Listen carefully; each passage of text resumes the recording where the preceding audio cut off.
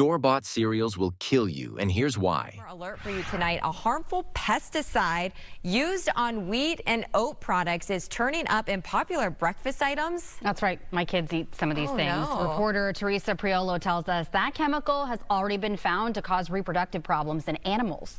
Here in California, our governor, Gavin Newsom, signed a bill that makes California the first state to ban Fruit Loops in school cafeterias.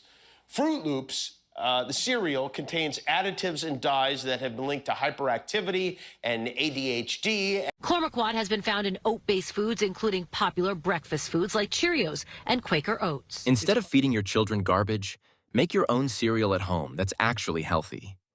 Here's the recipe.